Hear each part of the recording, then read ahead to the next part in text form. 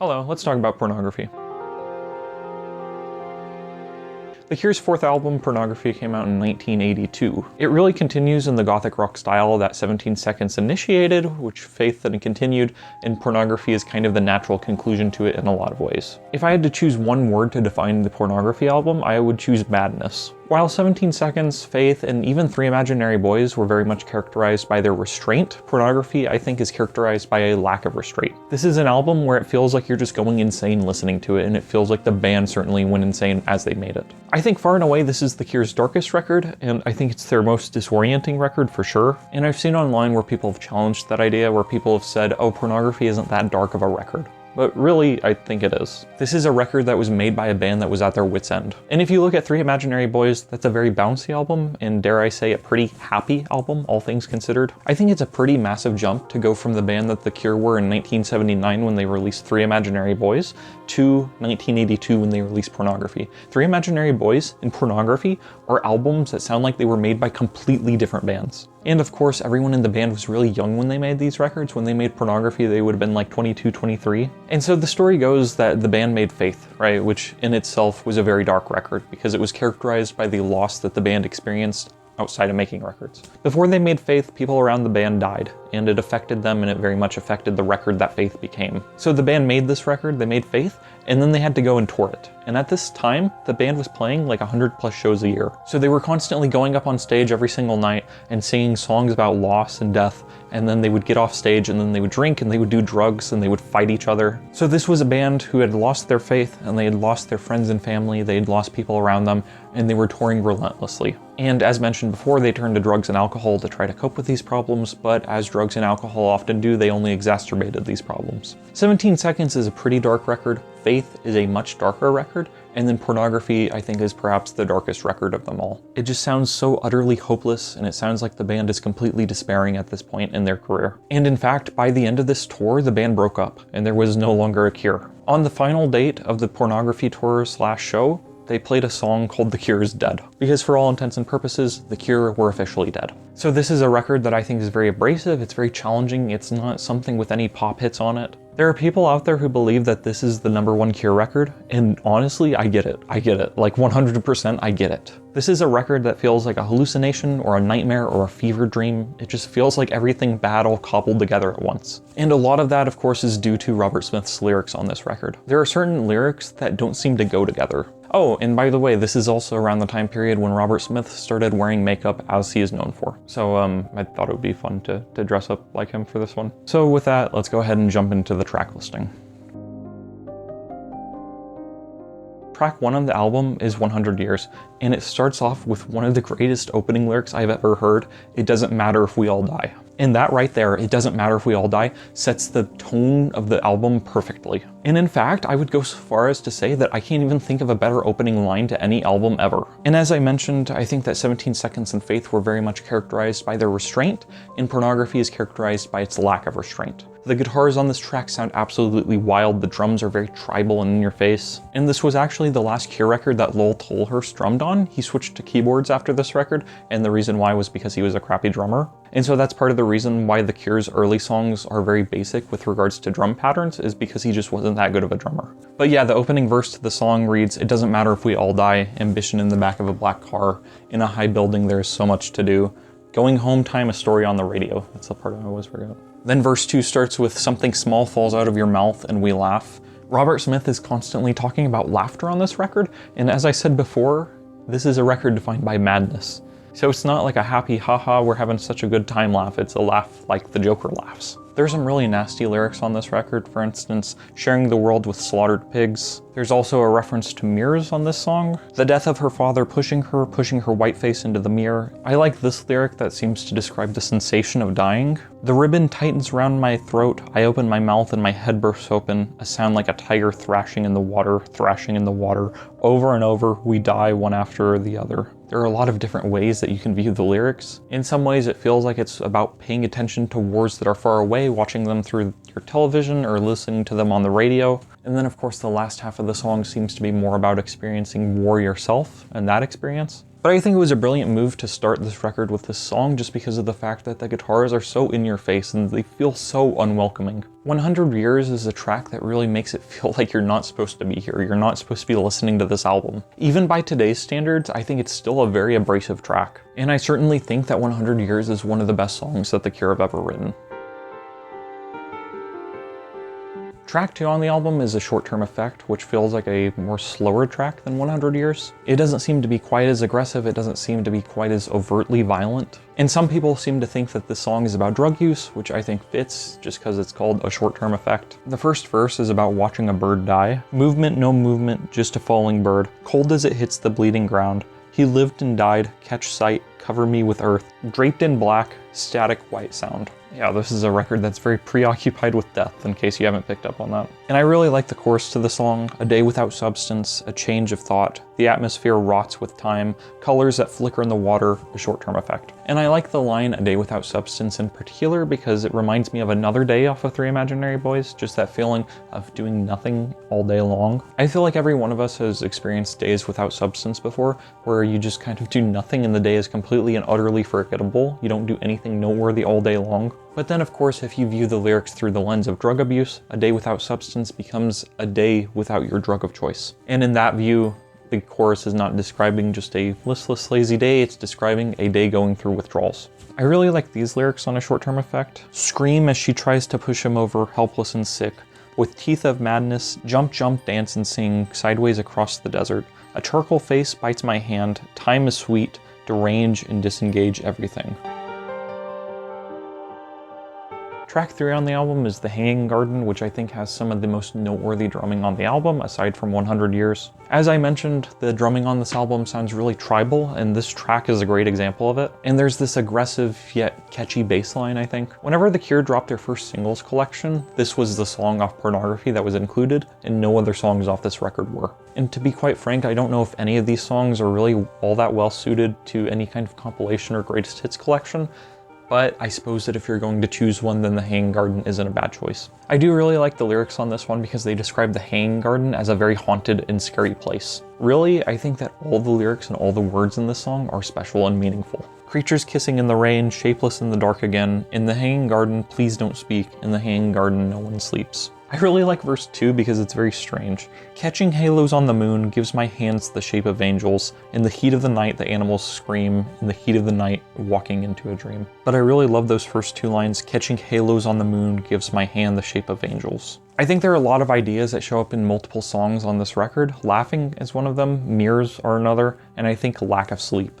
is a third. I like these lyrics. Change the past in a hanging garden, wearing furs and masks. Jump, jump out of time, fall, fall, fall out of the sky. Cover my face as the animals die in the hanging garden.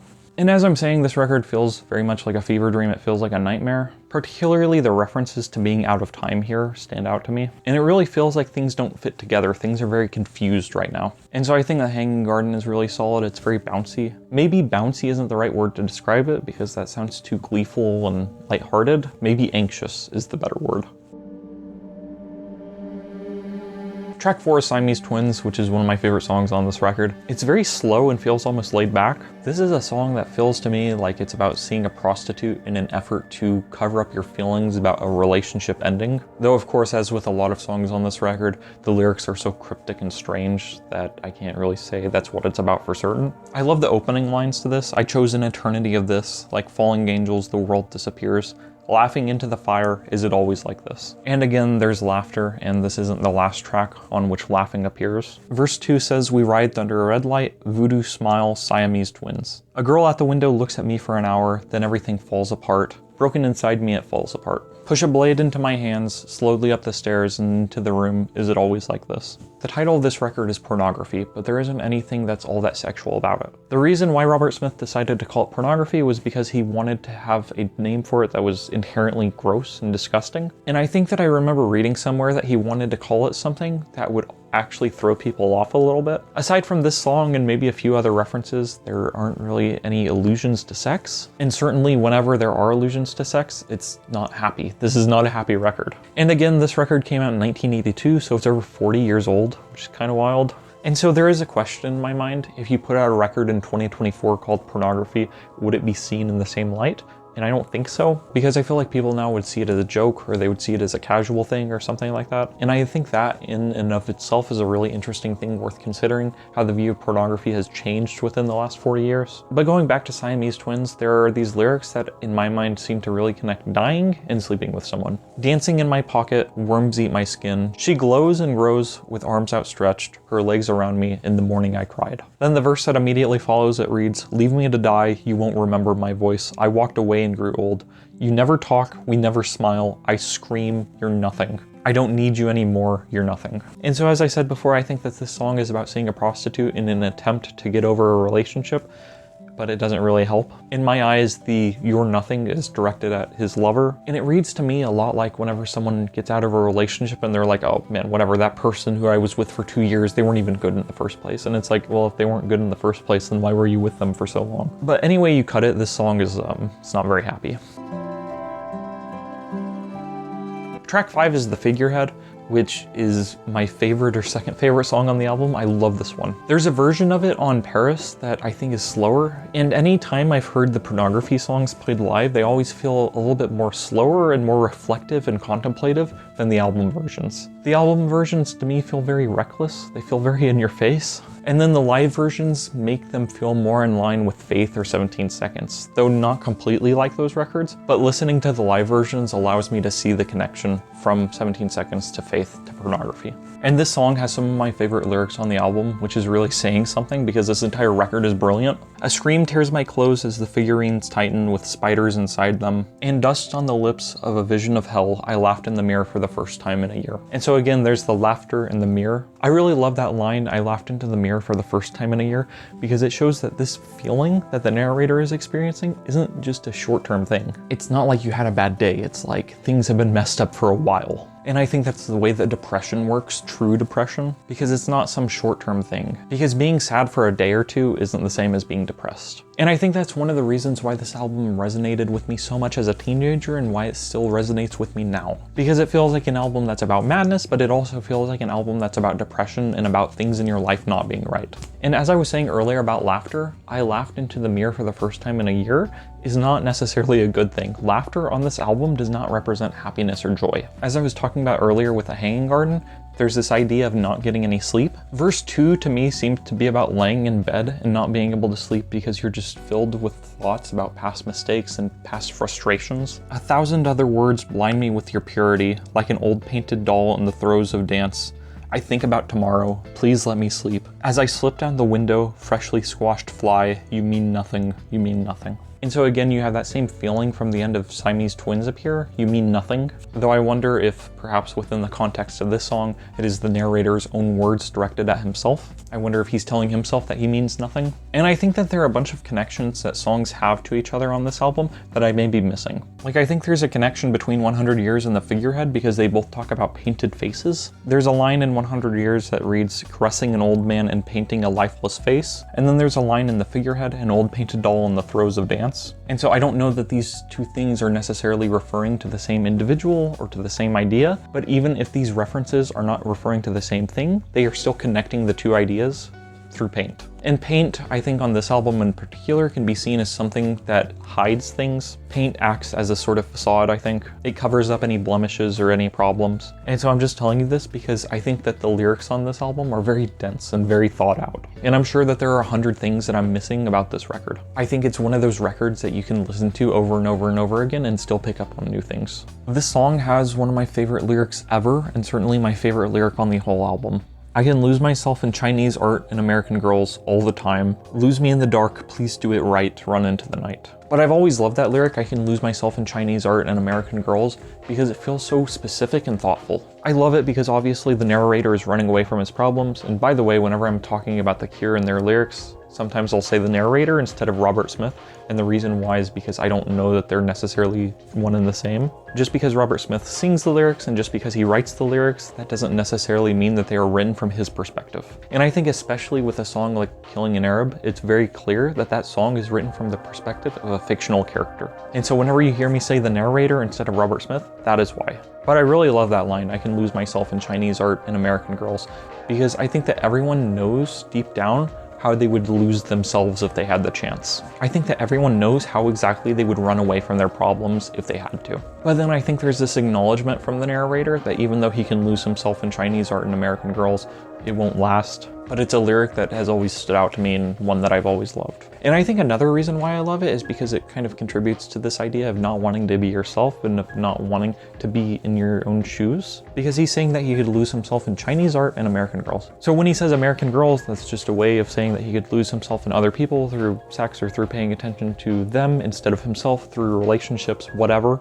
But I think that the Chinese art lyric is a little bit more interesting just because of the fact that you can lose yourself in fictional media. I think it's really easy to get sucked into a novel or comic book world. I think it's really easy to get sucked into an anime or a band's discography even. And I think especially if you're a writer or a creator of any kind, I think it's really easy to just pay attention to other people's art instead of making your own. And so that's kind of what I see this lyric as being about. Because I think that creation is a sort of extension of yourself out into the world. Anything that you create will have your fingerprints on it. And so if you're only consuming Chinese art and you're only losing yourself in American girls, then where are you, essentially? Where are you in the picture? As the narrator says, he is lost. He's not studying Chinese art and dating American girls. He is losing himself in these things. And so I think I've rambled about that single lyric for enough. I don't know, it's a line I really love. It's a line I really love, and it's one that I've loved for many years. Towards the end of the song, you have references to secrets. Too many secrets, too many lies, writhing with hatred.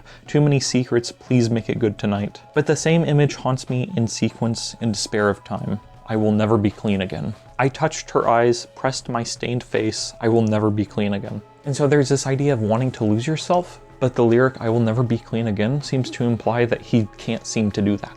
And I like the line, the same image haunts me, because it kind of goes back to Chinese art. I don't know if that's intentional. I don't know if the same image is supposed to be whatever art he lost himself in. But if so, then it kind of pairs with the idea of American girls in touching her eyes. And so I think if you pair all this together, I think it kind of shows that even though the narrator was hoping to lose himself in these things, he's not necessarily successful in it. The idea that I will never be clean again, that idea of being tainted, being sick, that's something that appears again in this album, and I think it's something that appears way down the line in Disintegration, which we'll talk about later. All right, track 6 is A Strange Day. Give me your eyes that I might see the blind man kissing my hands. And the figurehead ends with references to her eyes. So there's this motif of not being able to see, being blind. So I think that's a really brilliant connection. And as I'm going through these lyrics, I'm just seeing so many more connections than I initially thought were there whenever I started shooting this video. A Strange Day is a song about being on the beach, and so it has this real sort of bouncy bass line. It actually strikes me as one of the album's more laid-back tracks. I think it's very thoughtful, and I think it's almost like a moment of peace. And it's a strange day, you know, so it's still weird. Give me your eyes that I might see. That's a pretty weird lyric to start the song off with. And in some ways, I think it goes back to that idea of wanting to lose yourself. It's like, I don't trust my own eyes, show me your perspective of things.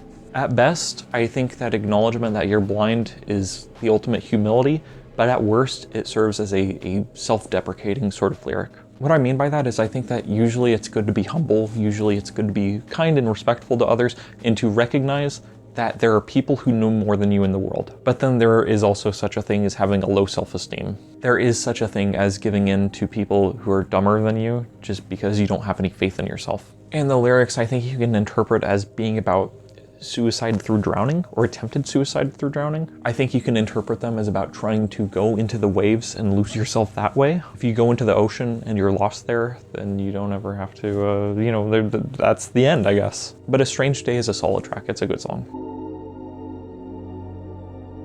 Track 7, the penultimate track, is Cold. And by the way, I like using that word penultimate because my cousin was like, I think it's really funny whenever people use the word penultimate. So here we are, it's the penultimate track. Cold is either my favorite song on the album or my second favorite song on the album. I think right now at this point in time, the Figurehead might be my number one, and then Cold might be my number two. Cold has a heaviness and a weight to it. Robert Smith actually plays the cello on this track, and so that's where that heaviness comes from. I was cold as I mouthed the words and crawled across the mirror. There are also a bunch of references to being cold that I haven't really talked about. Verse 2 I think is really cool in this song. A shallow grave, a monument to the ruined age. Ice in my eyes, and eyes like ice don't move. Screaming at the moon, another pastime. Your name like ice into my heart. So here I think you have a bunch of ideas that don't exactly make sense. It's not exactly clear how they align with one another. So I think you kind of have to break it down as you do with a lot of the lyrics on this album. We've talked about this idea of being blind, especially on a strange day, and ice in my eyes seems like another description of that to me. I also really like the idea, and I didn't catch this until just now, I like the idea that you have a strange day, which is followed by Cold, which is a track that talks about screaming at the moon. And I think that's one reason why this album works so well, is because it's able to create this sense that a long time has passed since the start of things, the start of whenever things began to go bad. As I said before, depression is not something that only lasts for, a couple hours or a day or two or whatever. It's something that extends across a very long period of time, and I think that album reflects this. And then of course, Your Name Like Ice Into My Heart feels a lot like a breakup lyric. And by the way, this is not the last time that exact lyric will show up on a Cure song. If you can name off the top of your head what other song that lyric appears in, then you get a gold star. Congratulations. So we'll talk about that more later. I like these lyrics. Everything as cold as life, can no one save you? Everything as cold as silence, and you will never say a word. And I didn't mention it, but at the end of A Strange Day, there's a reference to being deaf. An impression of sound, then everything is gone forever. And so as cold as silence on this song Cold seems to continue with that idea. So it feels like there's references to being blind and deaf and almost needing someone to guide you, needing someone to lead you. There's this realization and this recognition that there's something wrong with you. But I think one of the reasons why I love this song so much is because of that lyric, Your Name Like Ice Into My Heart. I've seen where people have said that this song is about drugs and going through withdrawal, but I guess that in my eyes, in my view of things, I see it as almost like a breakup song. It's like a yearning for love almost. And within me, it creates this sort of sense, this mood that is like feeling discarded at the end of a relationship. But yeah, Your Name Like Ice Into My Heart is one of my all-time favorite lines. Then finally, we hit the final track of the album, Pornography. This song is notable because it starts off with samples of television shows that are played backwards, and so they sound creepy because of it. I read somewhere, though, that it's Monty Python that was reversed, so I don't know if that's true, but if so, then that's pretty hilarious, I think. This is another song that I think is like a reference to seeing a prostitute. An image of the Queen echoes round the sweating bed, and an image of the Queen is reference to like British money. And I feel like there's this kind of idea that's present in the song where it feels like there's a connection between sex and death. A hand in my mouth, a life spills into the flowers, we all look so perfect as we fall down. I could see those lyrics as being about either one, honestly. There are references to an old man. The old man cracks with age, he found his last picture. So I'm not sure how to view that lyric exactly because there's a reference on 100 years to an old man. I think if you wanted to, you could probably make a connection to other Cure lyrics and say that it's the narrator referring to himself as an old man. I think it was my Faith video where I talked about this, but Robert Smith has always had a fear of getting older. And so I think that's kind of an interesting way to view things. If the narrator is viewing himself as the old man, then I think that changes how you read the song. And then here again, there's a connection between sex and death, I think. Sour yellow sounds inside my head, in books, in films, and in life and in heaven, the sound of slaughter as your body turns. But it's too late. One more day like today, and I'll kill you. A desire for flesh and real blood, and I'll watch you drown in the shower, pushing my life through your open eyes. And the song concludes with the lyrics, I must fight this sickness, find a cure, I must fight this sickness. And I remember whenever I heard this song for the first time, he says that he must find a cure, I was like, whoa, it's like a self-reference. And then I was like, well, if you just look in the mirror, then you'll find a cure right there. Because it's you, you're the Cure. You're Mr. Cure. You're Bobbert Smith, the lead singer of the Cure. But then you can kind of twist that into being about losing yourself and not being able to find yourself. That's like a weird kind of meta reference. I must find a cure, and he's the Cure, but he like lost himself in Chinese art and American Girls. I'm saying it as a joke, but at the same time, it's the kind of thing that like a literature professor would see and would be like, whoa, you've stumbled upon something real, amazing. But all in all, I think this album is really dark, and I think it makes a lot of sense to name the album after this song, Pornography. Just because of the fact that it almost feels like the ultimate darkness. It feels like the song that the entire album has been building up to. 100 Years was abrasive and unrelenting and unwelcoming, and Pornography, the final track on the album, is even more so, I think. Largely due to the samples at the beginning of the song, it feels like this is a song that they almost don't want you to listen to. And it's a great track. It's one of my favorites off the record.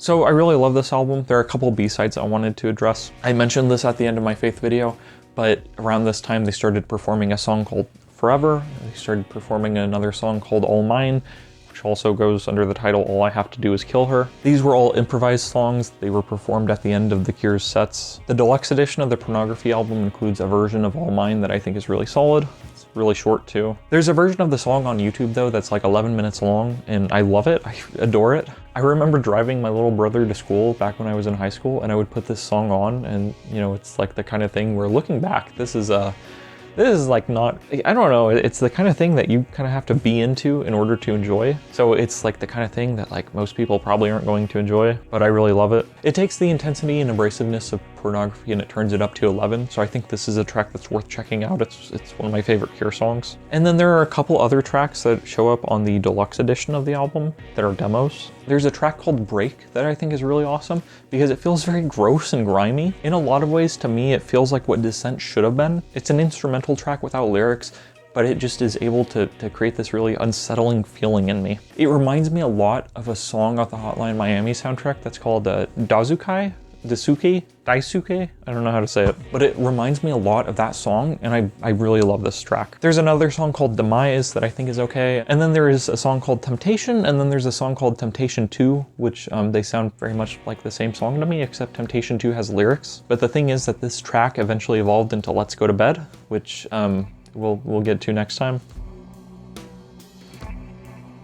But yeah, to wrap up this video, I love this album. I think it's brilliant. If you want me to rank it, it goes straight to the top of the albums we've talked about so far. This album, as I said before, a lot of people consider it to be The Cure's best, and I see why completely. This album is brilliant. I love it. It's not for everyone, but if you can get into it, then I think you'll really appreciate it. All right, so my camera's about to die, so we gotta make these recommendations quick. I think if you like the tribal drumming on the album, I would recommend Death Magic by Health. Early Health records have this really in-your-face style of drumming, and I love the Slaves of Fear and Rat Wars albums, but I don't think that those records have it so much as like Death Magic or Get Color, so I would definitely recommend that if you're into this album. I think you could honestly get into a lot of metal stuff if you're into this album, if you really love this album's like nihilistic, in-your-face feel. So I would recommend like Dope Throne by Electric Wizard. That's an album that has these really long songs and it feels really nihilistic and angry. It feels very misanthropic, and so I think it's missing the sensitivity of Pornography, but at the same time, you might like it. It's an album I really think is great. I think it's a really great doom metal record. If you're looking for other media that isn't music in the same vein as this album, then I would recommend No Longer Human by Dazai, which I did a video about like a year and a half ago, but it has this same sort of depressive feel to it, the same desire to lose yourself in drugs or sleeping around or whatever else. So I think you could get into that book. Check out my video for it if you want. Or I think you could get into like Silent Hill 2 or Signalis. You could get into these survival horror games. I'm playing the remake of Silent Hill 2 right now and it's freaking awesome. But if you're not familiar with it whatsoever, I think it's a really awesome psychological horror game. I think it's really thoughtful and special. And honestly, it's difficult for me to give recommendations for the Pornography album just because this is an album that is in some ways so foundational to who I am as a person. It's an album that I played the crap out of back when I was like 16 or 17 and first getting into The Cure. And so whenever I think of this album, I think of stuff like Silent Hill that I experienced for the first time back then. This is honestly probably the closest thing to like a horror record that The Cure have. So I would say to check out my horror playlist. I talk about a bunch of other stuff, or you could get into like David Lynch, you could watch Eraserhead or something. But all in all, if you want to sum this album up, you can say that it's about losing yourself and attempting to lose yourself through drugs and through sex and rock and roll and whatever else. In that sense, I think it's a very clear precursor to the Downward Spiral by Nine Inch Nails. But yeah, in closing, Pornography is one of my favorite records ever. I think it's brilliant. I love it. Go listen to Pornography. I thought that this was going to be the last 8-track album that The Cure ever released until Songs of a Lost World got announced, and it has 8 tracks and it's coming out soon. So I'm recording this on the day that A Fragile Thing dropped as a single, and it's a banger. If you haven't heard it, go listen to it. Though I'm sure that like most people, by the time they're watching this, like the album's been out, like I'm sure that there's someone who like accidentally clicked on this video and like sees that it's like 27 years old or something, and they're like, man, this guy recording the video has been dead for the last 40 years. That doesn't make sense. He's been dead for the last 26 years. He died immediately after uploading this video. But anyway, thank you for watching. I love Pornography. I remember one time I told my grandma I ordered Pornography, And it was because I bought this album online. And so that's a really fun thing to say to your loved ones and stuff, is you can just talk about your love of pornography and how important it is to you. And then you can be like, oh, I'm talking about The Cure. What, you thought I was talking about something X-rated? Absolutely not. You're gross. You have a dirty mind. No, me? I'm just talking about Robert Smith. I love pornography, so what? I love the album art for this because his like hands like coming out and he's like, whoa. And it feels a lot like Virtual Insanity. It feels a lot like the Anyways, thank you for watching. Have a nice night. Goodbye.